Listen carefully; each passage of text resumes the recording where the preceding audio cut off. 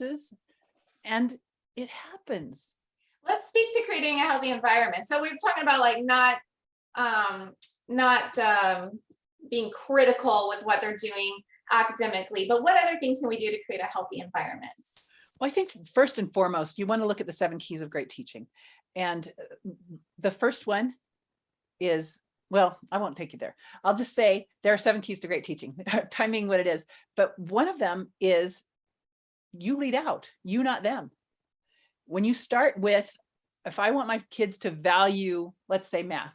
In fact, in our convention that we do, I have a thing called cresting, where you all of a sudden realize, I'd like the kids to be more into spelling. And for example, we have a spelling bee coming up in 6 weeks with our families.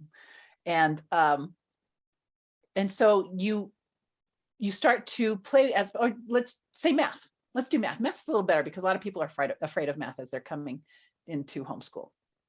Yes, that's a good one. Yeah.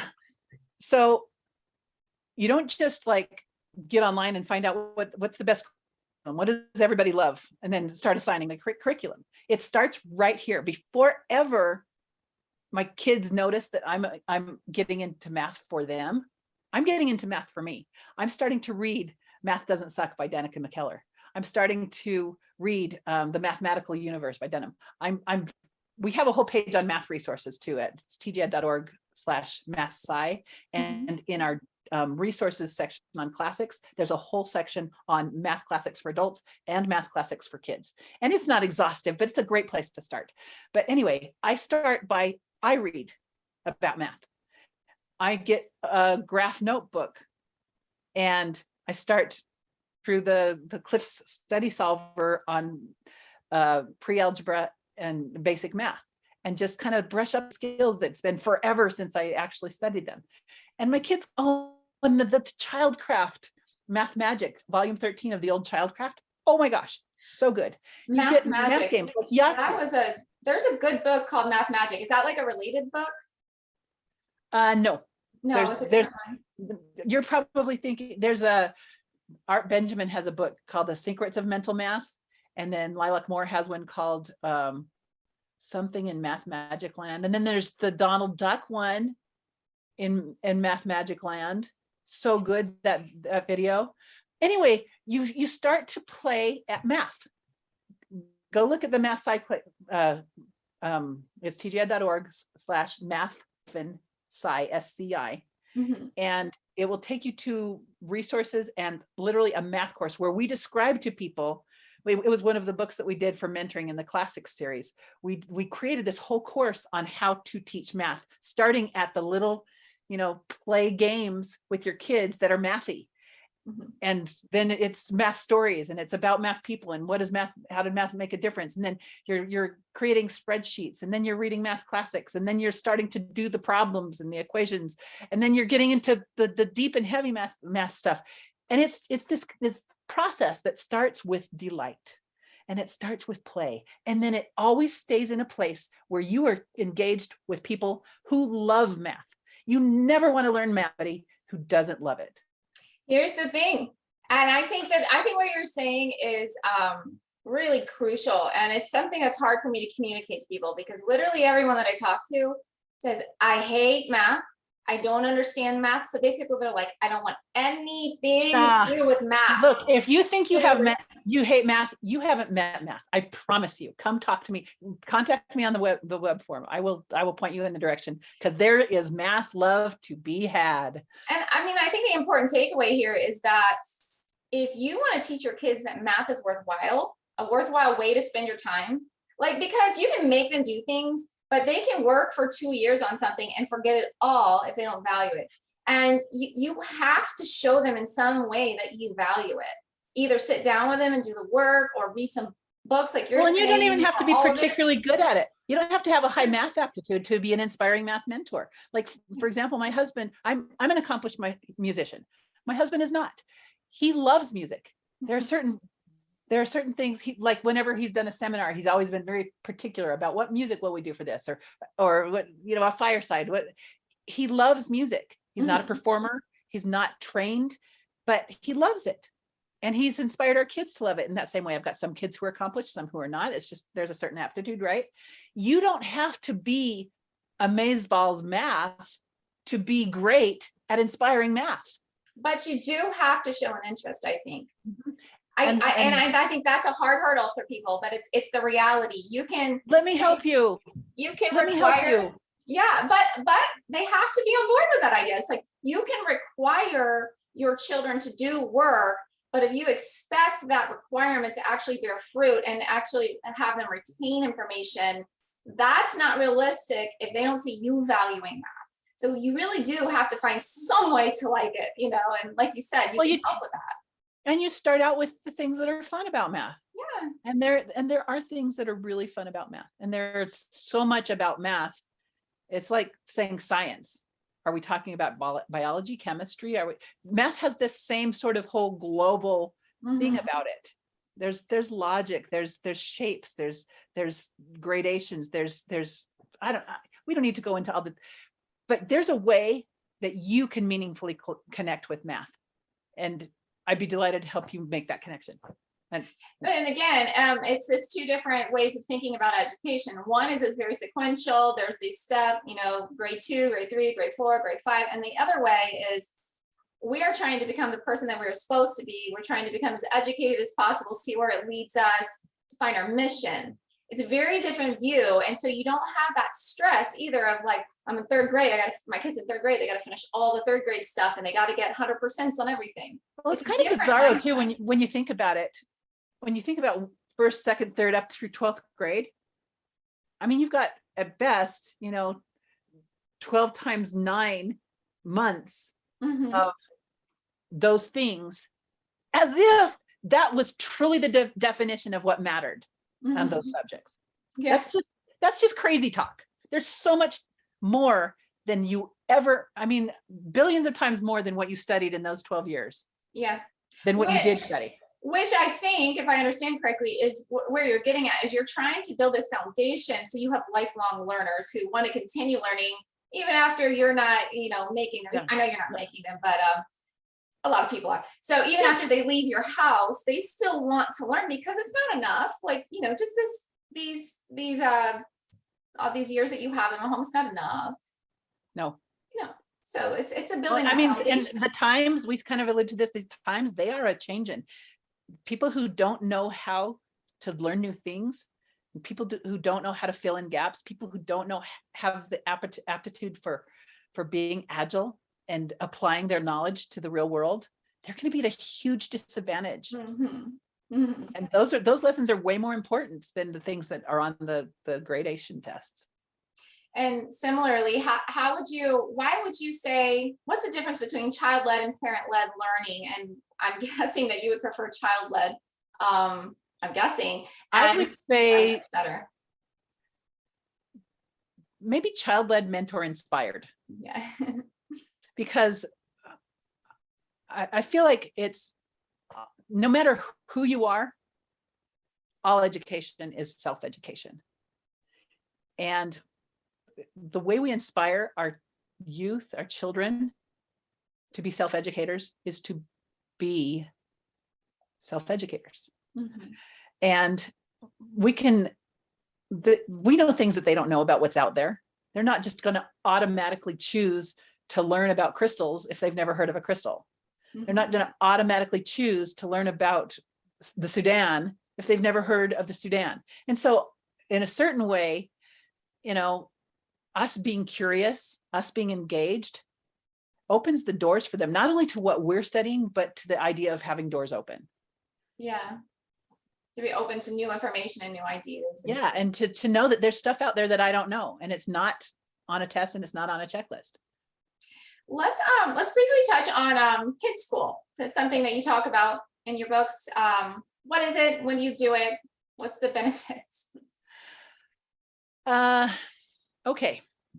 In the book, The Phases of Learning, there's an ingredient we call kids school, which is, and the Phases of Learning basically has a section on core and love of learning that expresses 55 ingredients that you can use or draw from to create a healthy core and love of learning environment. And one of them you've picked is Kids School, which is where you kind of share what's yours, and you have a rhythm, a schedule, if you will.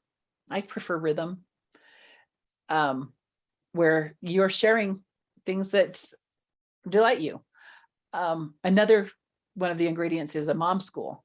And the difference is Kids School is where you're just kind of in the confines of your own home, maybe studying fractions using an orange, right?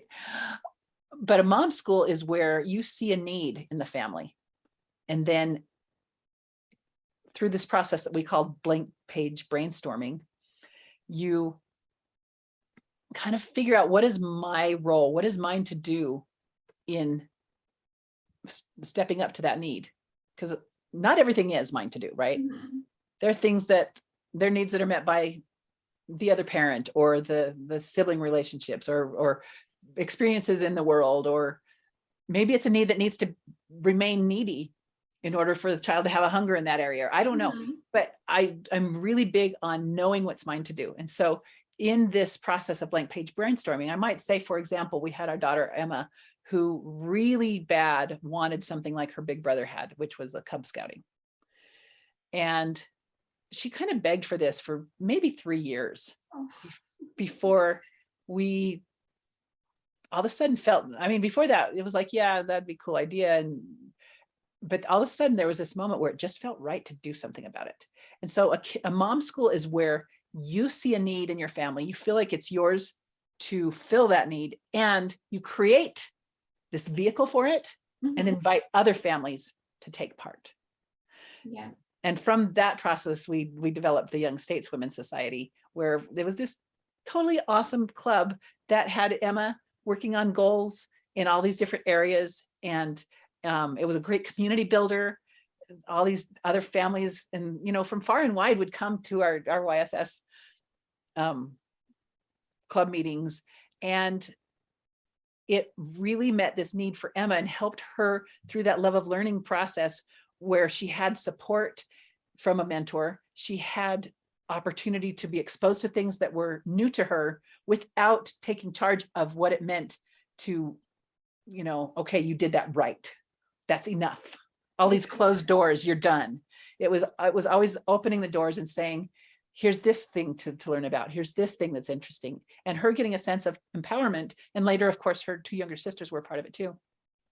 And that was a mom school, where we created this environment where the moms were getting coaching on how to homeschool this way, and the children were getting coaching on how to be a self-educator. And it very naturally led to what we said before, that scholar phase, where they had this love of learning and a sense of purpose for why they should study long, hard, and effectively. Nice. And then the Kids School would be more like in the home, where you're kind of sharing things, where you're sharing this process of your own self-education, and you find stuff that for you me, like Kids School is kind of for me, Kids School is mostly for very young children, or core and love of learning. And then later it becomes more of mom school. Great. And then this leads us perfectly into the last part of our discussion, which would be community building. Is something I have worked really, really hard on where I live. And I've been just, honestly, I'm not as successful as I would like. I've been somewhat successful. We have a very large Facebook group. We organize a lot of, there's a lot of events that are organized, and classes and activities. So to try to bring everyone together, but for my own personal community, right, which is, I think, is what is important, right? Your personal community that you can lean on. It's still small. And any insights or advice or thoughts you have regarding community building, I would love to hear what you have to say on that. Well, I will say that in our early years of homeschooling, we were very successful at community building, primarily through just taking leadership on being the one that provided those mom school type opportunities. We did a chess club. We did a babysitter training thing. We did a safety kids thing, where the kids learned how to, personal safety and stuff. It's a different world now, where there are so many opportunities and so many people that are new to it. But back then it was, that was 25 years ago. Yeah. when we were just starting out, and I would hold classes where the moms would get together and we would read and discuss a book every month. And that was just what they needed to kind of lead out in their families. And that can be a really great way for starters. We have a lot of people who do mentoring in the classics as a group, where they all read the book together, they listen to the debriefing, and then they discuss together. That would be a really great community builder. I know of a community in a couple of different places that's been the spine of what they've done. I think that in these coming days, there's kind of a two-edged thing. It's really important to find people that support your values as you're trying, because it's not easy getting off the conveyor belt. It's emotional, it's stressful. There's not a lot of feedback from the world to say, good job, way to go, what a good thing you're doing. And so it's really valuable, like you have done, to have people that understand what that's about and who can cheer you on. At the same time, there comes a point where once you do have your footing and it feels safe to do so, it's really powerful to recognize that you can have community that's not just about your homeschool life.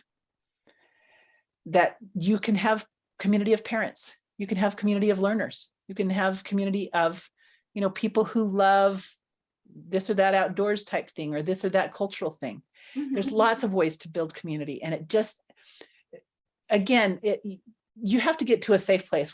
Anytime you're taking on a new thing, like whether it's a diet or a conversion in faith or a homeschool transition, you really do need those people who get it and want you to succeed on your terms. Yeah. But you don't want to stay there. You want to grow up enough that you can branch out and build literally your neighborhood to become a community. And that's going to be hugely valuable in the coming days. Yeah. Well, thank you so much. I really, really enjoyed chatting with you today and hearing all of what you had to say and your expertise. And I hope that people will go out and, start with the phases of learning and then go. You have several other books. You have 6 books total, right? Yeah, the first book is called A Thomas Jefferson Education. It sort of lays out the whole introduction and overview. And then the phases of learning is where it gets into the application of what does this look like in my home? And it literally starts like from birth, clear up through grandparenting. And then we have a book for teens on how to really get in the driver's seat, even if they haven't had an ideal time leading up to that time, how to just say, you know what, too bad, so sad. This is what I'm doing now. and of course we have others. Great. Well, thank you so much. And you have a great day. Thank you, you too. It's been delightful to have a minute with you. I can't believe we've never really crossed paths before now. And I'm glad to know you're out there, and Godspeed. Yes.